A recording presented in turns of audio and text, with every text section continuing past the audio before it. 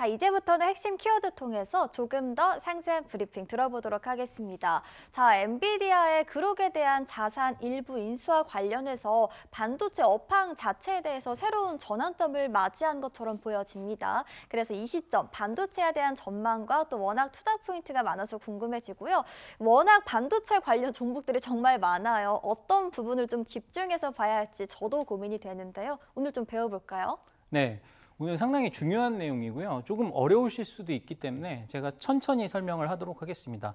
일단은 반도체 전망과 투자 전략에 있어서 중요한 이슈들을 먼저 짚어볼 필요가 있겠죠. 아까 최인정 캐스터가 잘 정리를 해줬습니다. 첫 번째 이슈가 엔비디아의 그록 자산 일부 인수에 관련된 부분이었는데요. 그거에 앞서서 일단은 엔비디아가 했던 행보가 상당히 중요합니다. 우리가 AI 인프라라고 했을 때 GPU라는 우리가 가장 중요한 AI 인프라의 구성 종목을 만들어내는 엔비디아의 행보가 상당히 중요하기 때문에 예전에 있었던 일과 지금 현재에 있었던 일이 반도체 업황에 어떠한 영향을 미치는지를 한번 살펴보도록 할게요. 일단은 2020년도로 넘어가서 2020년도에 무려 우리 돈으로 10조 원 가까이를 들여서 엔비디아가 멜라녹스라는 업체를 인수를 했습니다. 멜라녹스가 하는 역할은 이거였어요. 사실 엔비디아의 GPU는 그 성능이 뛰어나기로는 계속 유명했습니다. 근데 이거를 AI를 활용하기 위한 연산에 써야 되잖아요. 그래서 이 GPU를 여러 장을 데이터 센터에 끼워 넣습니다. 그래서 얘네들이 협동해서 일을 해야 되는데 이 협동하는 부분이 기술력이 안 됐던 거예요. 그래서 얘네가 각자 일을 하면 각자는 일을 잘하지만 얘네들을 한데 묶어서 서로 간에 통신을 하면서 일을 할 수 있게 만들어주는 그러한 광통신 분야를 책임지는 업체가 바로 멜라녹스였고요. 이 멜라녹스 덕분에 엔비디아의 GPU가 AI 센터에서 효율적으로 작동을 할 수 있게 만들어준 그러한 역사적인 사건이었다라고 생각을 해주시면 될 것 같습니다. 그러니까 아무리 천재라도 한 명이서 하는 거와 여러 명이 잘 협동을 해서 하는 거는 상당히 효율적인 부분이 차이가 많이 나잖아요. 그래서 이 천재들을 다 모아서 이끌어줄 그러한 지도자 역할을 하는 멜라녹스를 인수를 하면서 엔비디아가 AI 인프라에 중요한 역할을 하게 되었다. 만약에 얘가 없었다면 엔비디아 같은 경우에는 그냥 GPU라는 그냥 칩 장사밖에 되지 않았을 것이다 라고 생각이 되는 부분이 있기 때문에 멜라녹스의 인수가 상당히 중요했다라고 생각을 하고 있습니다.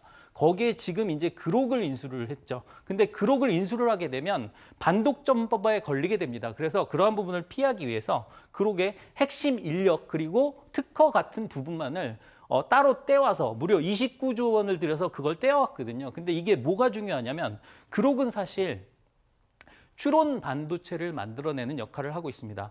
지금 AI 칩이라고, AI 가속기라고 했을 때 두 가지가 있습니다. 연산 칩이 있고요. 추론 칩이 있어요.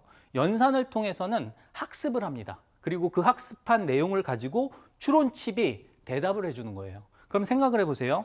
우리가 챗GPT를 썼을 때 많은 분들이 생각하시는 부분이 있을 겁니다. 제가 이화영 MC에게 한번 물어보도록 할까요? 네. 챗GPT를 썼을 때 네. 대답을 하는데 걸리는 시간이 좀 답답하든가요? 아니면 신속하게 대답이 나오든가요? 조금 저는 답답한 부분이 있었어요. 그죠? 근데 걔가 많은 걸 알고 있는 건 알겠죠? 네. 근데 그 많은 걸 알고 있는데 대답은 왜 느릴까요? 바로 그게 연산은 되는데 추론이 안 되기 때문입니다. 그래서 이 추론 칩에 대한 역할이 계속 지금 부각이 되고 있잖아요. 그래서 최근에 또 하나 여쭤볼게요. 최근에 엔비디아의 GPU를 위협했던 요소가 있었습니다. 그게 어떤 회사가 만든 뭐였죠? 구글의 네. TPU요. 네, 정확합니다. 잘 알고 계시네요.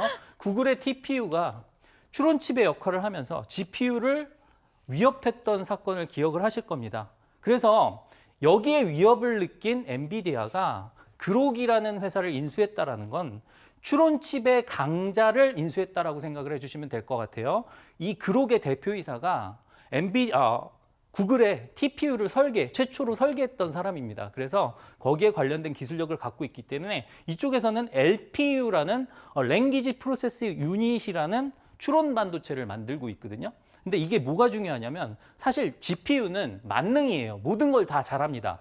모든 걸 다 잘하는데 LPU 같은 경우에는 언어 모델에서만 잘하는 거예요. 그러면 우리가 생각해 보세요. 추론을 해서 대답을 내놓는데 빨리 내놓는 게 필요한데 얘는 다 잘하다 보니까 그중에서 골라서 대답을 내놓는 거고 얘는 바로바로 내놓을 수가 있습니다. 그래서 얘에 대한 능력이 지금 중요한 거죠. 그래서 엔비디아가 그룹을 인수하면서 LPU 얘네가 지금 학습에 관련된 연산 반도체뿐만 아니라 추론에 관련된 추론칩까지 만들어내는 그런 회사가 되려고 하는구나라고 생각을 해주시면 될 것 같습니다. 그리고 세 번째가 HBM과 SRAM이 있는데요. 사실 GPU 그리고 TPU 같은 애들은 HBM이 필요합니다. 근데 우리가 잘 알고 있죠. HBM은 D램을 겹겹이 쌓아서 만든 거예요. 그래서 뭐 12단이다, 16단이다 이런 얘기들이 나오는데 사실 LPU에서는 HBM을 쓰지 않습니다. 그리고 SRAM이라는 걸 써요. 근데 이 SRAM의 장점은 저전력 반도체고요. 그러니까 전력을 D램의 10분의 1만 씁니다. 대신에 속도는 10배가 가까워지죠. 다만 얘의 문제점은 저장 용량이 크지 않다는 겁니다. 근데 우리가 생각을 해볼게요. 아까 우리가 얘기를 했지만 대답을 빨리 하는데 필요한 능력은 용량이 필요하지 않습니다. 대답만 빨리 하면 되잖아요. 그래서 그 부분을 보충해 줄 수 있는 그룹의 능력을 인수함으로써 엔비디아가 AI 쪽에서의 강자의 역할을 계속하려고 한다. 이렇게 생각을 해주시면 되겠죠. 그러면 우리가 여기에 관련된 분명히 관련주가 있을 겁니다. 조금 이따 설명을 드리겠고요. 그 부분을 우리가 참고하지 않을 수 없다. 이렇게 생각을 해주시면 될 것 같습니다. 그리고 또 하나의 이슈가 있었죠. 삼성이 자체 GPU를 개발했다라는 내용이었는데요. 삼성의 엑시노스 같은 경우에는 사실은 자체의 기술력이 아니었습니다. AMD한테 특허료를 일부 주고 생산을 했었는데요. 이제 다음에 나오는 버전부터는 특허료도 주지 않을 만큼 자체 개발력을 상승시켰다라는 측면에서 봤을 때 이러한 부분들을 이슈로 우리가 어떠한 분야에 집중을 해야 되는지가 나오겠죠. 그래서 이러한 부분을 기초 지식으로 가지고 우리가 다음 내용을 살펴보도록 하겠습니다. 자, 일단 반도체 투자 포인트는 아까 제가 말씀드린 부분을 한번 생각을 해볼게요. 엔비디아가 그록의 자산을 일부 인수를 했습니다. 그에 따라서 그록에 대한 관련주가 나올 수 있다는 부분, 그리고 삼성전자가 자체 GPU를 개발하면서 거기에 관련된 관련주가 나올 수 있다. 이 부분을 참고를 해야겠죠. 그래서 우리가 첫 번째로 생각해야 될 게 삼성전자와 SK하이닉스를 봤을 때 지금 삼성전자가 좋아, SK하이닉스가 좋아라고 얘기했을 때는 사실 엄마가 좋아, 아빠가 좋아랑 똑같습니다. 둘 다 나쁘지 않고요. 반도체를 이끌어가는 투톱으로서의 역할을 충분히 하고 있습니다. 오늘 SK하이닉스가 더 많이 올라가는 이유는 딱 하나입니다. 최근까지 투자 경고 종목이 돼 있었잖아요. 근데 거래소에서 법을 개정을 하면서 투자 경고 종목이 해제가 되면서 거기에 관련된 반발 매수세가 들어왔기 때문에 올라가는 거지 SK하이닉스가 더 좋아서 올라가는 건 아니다. 이렇게 생각을 해주시면 되겠고요. 그 다음에 아까 말씀드렸다시피 그록에서는 HBM을 쓰지 않고 SRAM을 기반으로 한 칩을 만들었다라고 말씀을 드렸습니다. 그러면 최근까지는 D램이 중요했었는데 이제는 SRAM에 대한 부분도 부각될 수 있다는 걸 살펴볼 수 있겠죠. 그래서 이따가 제가 설명을 드리겠지만 기념품으로 드릴 종목이 뭐냐면 이 SRAM을 설계하는 그러한 업체입니다. 그래서 그 종목에 관련돼서 일단 관심을 가지시면 될 것 같고요.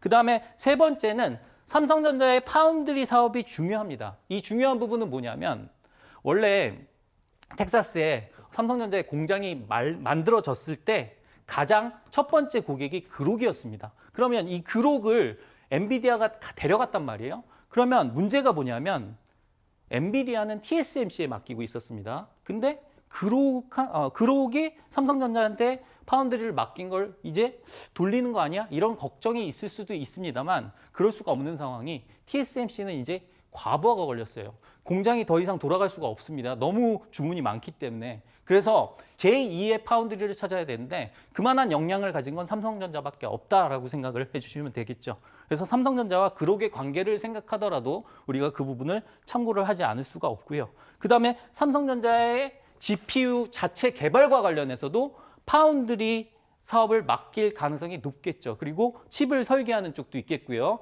그래서 우리가 반도체를 얘기했을 때 팹리스라는 단어가 있고요.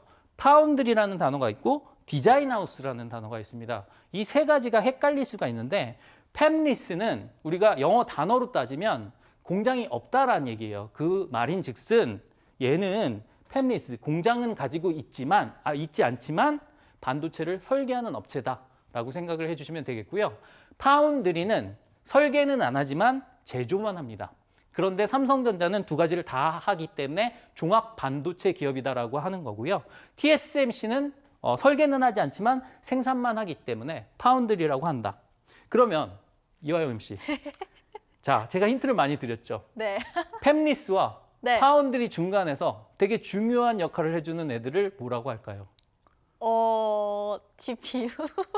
디자인 하우스입니다. 디자인 하우스. 네. 이런 애들을 디자인 하우스라고 하죠. 네. GPU라고 하면 큰일 납니다.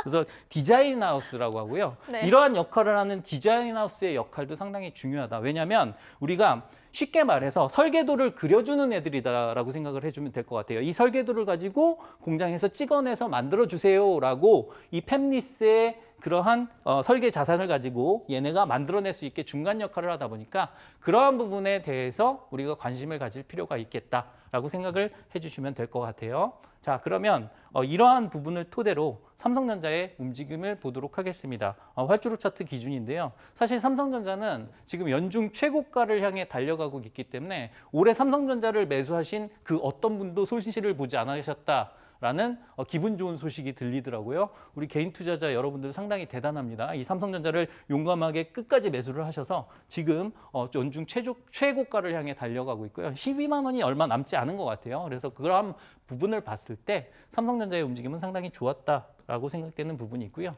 우리가 봐야 될 부분은 이 삼성전자가 아니라 여기에 관련된 그러한 부분들을 봐야 되고 제가 조금 있다가 기념품에서 그 부분을 다시 한번 말씀드리도록 하겠습니다. 네, GPU가 아니라 디자인 하우스라는 거죠.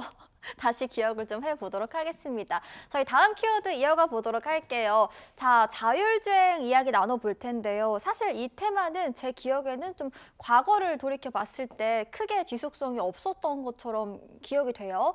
테슬라의 FSD 완전 자율주행이죠. 이 놀라운 성능과 롤모델로 한 현대차 그룹의 노력 속에서 이제는 한 단계 레벨업을 할 수 있는지 궁금하고요. 캡틴의 시각에서 본 자율주행 섹터의 투자 포인트 또 전망은 어떻게 될까요? 네, 일단 자율주행과 관련해서는 아까 이화영 MC가 정말 잘 설명을 해줬는데 지속성이 없었습니다. 그러니까 자율주행 테마가 확 일었다가 그냥 주가가 확 밀리고 이런 상황이 연출됐었는데요. 지금은 조금 다르게 봐도 되지 않을까 하고 생각하는 부분이 있습니다. 그 부분을 논리적으로 설명을 드리기 위해서 제가 하나하나 짚어가면서 설명을 드리도록 할게요. 일단 자율주행은 예전과는 완전 다른 그림이 됐다라는 걸 말씀드리도록 할게요.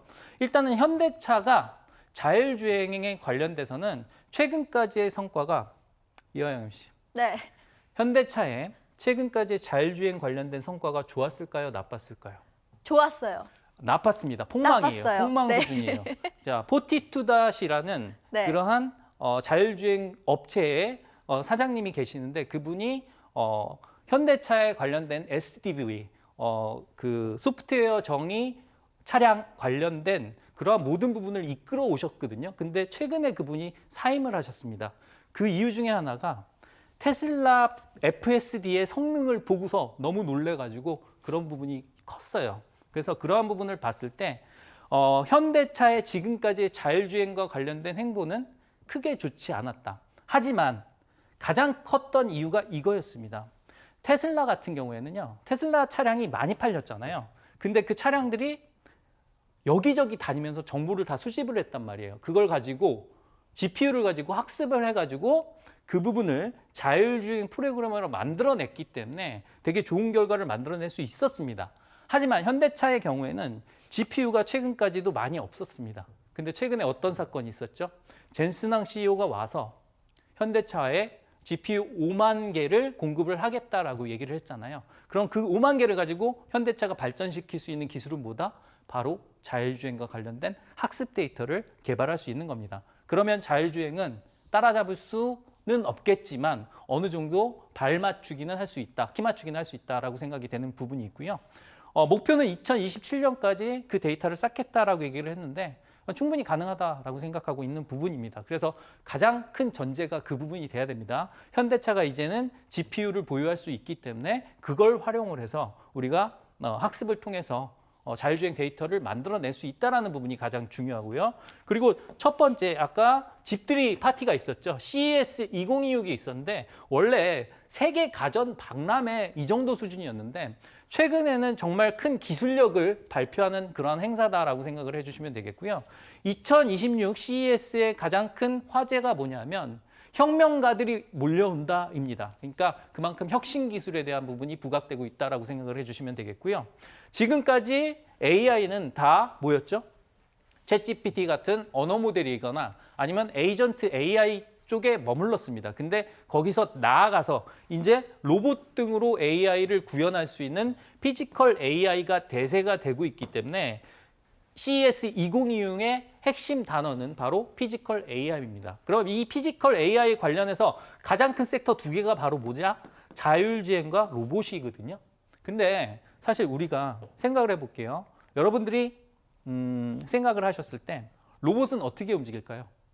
이화영 MC. 네. 로봇은 자율주행을 해야 될까요? 아니면 타율주행을 해야 될까요? 조종을 해야 될까요? 자율주행. 자율주행을 네. 해야 되죠. 로봇을 앉아서 조종하면 그건 태권브이잖아요. 그래서 로봇은 자율주행을 해야 된다. 그래서 기본적으로 자동차, 스마트카뿐만 아니라 로봇과 관련돼서도 핵심 기술이 될 수밖에 없는 게 자율주행이다라는 걸 참고를 해주셔야 됩니다.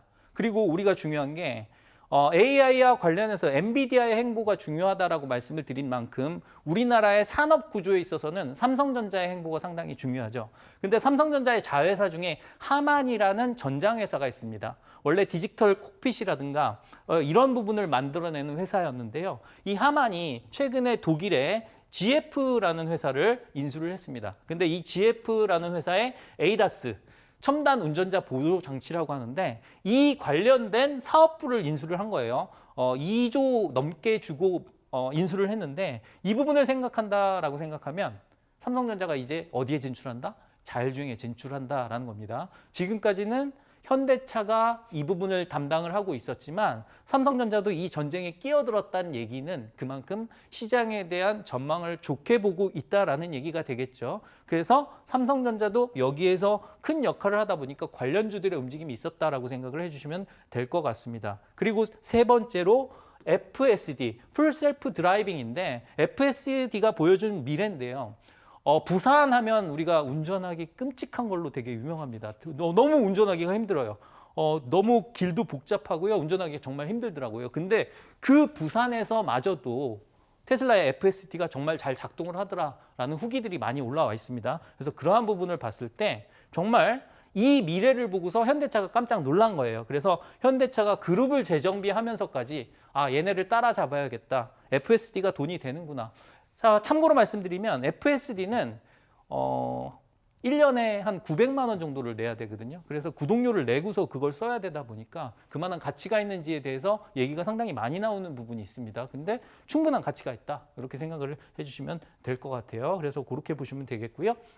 그래서 자율주행 관련주의 종류를 우리가 살펴보면 아까 말씀드렸던 FSD가 구동을 하기 위해서는 어떤 프로그래밍이 돼야 된다라고 말씀을 드렸잖아요. 그래서 소프트웨어 관련주가 있는데 대표적인 종목이 현대오토 땡땡, 현대오토 에버라는 종목이 있습니다. 그리고 라이다, 카메라 이런 것들이 있는데 라이다 같은 경우에는 일단 디지털 펄스를 쏴가지고 걔가 돌아오는 속도를 측정을 합니다. 그러면 이게 구조가 어떻게 되는지 3차원으로 쫙 나오게 돼요. 그래서 상당히 정확하게 지도를 그려낼 수 있습니다. 하지만 얘의 단점은 뭐냐? 너무 비싸다라는 겁니다. 그래서 테슬라 같은 경우에는 카메라를 장착을 해서 그 자동차의 눈을 이용을 했죠.